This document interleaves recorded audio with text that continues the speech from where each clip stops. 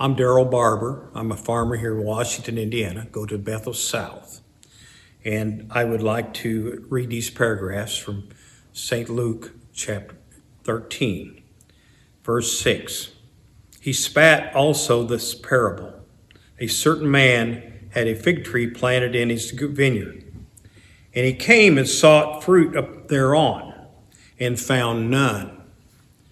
Then said he unto the dresser of his vineyard, Behold, these 3 years I come seeketh fruit on this fig tree, and find none. Cut it down. Why cumbereth it the ground? And he answered, said unto him, Lord, let it alone this year also, till I shall dig about it and dung it. And if it bear fruit, well.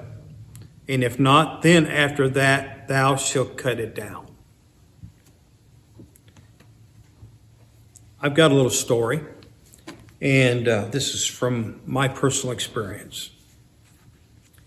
As a farmer, as my occupation, I had an area that wasn't large enough to plant into crops, but I decided to sow it in grass.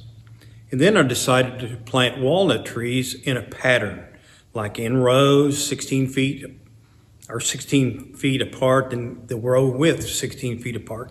Made a nice little area with over 200 trees.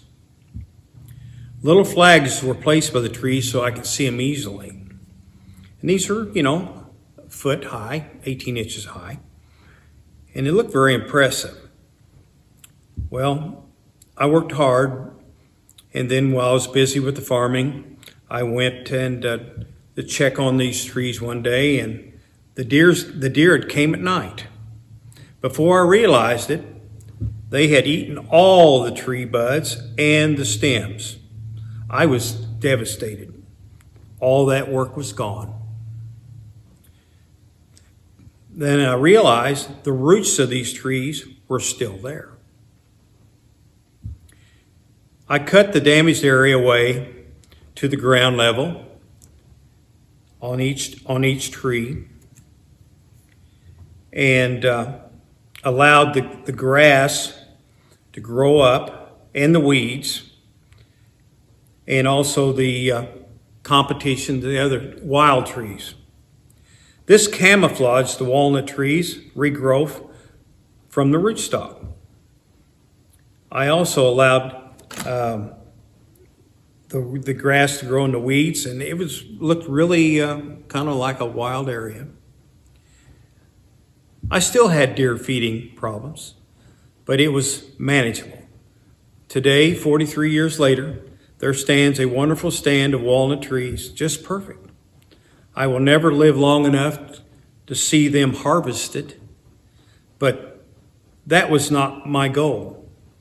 It was to see them live, to see them grow. And I think God's goal for us is to see us live also. And that's my message here today. Thank you.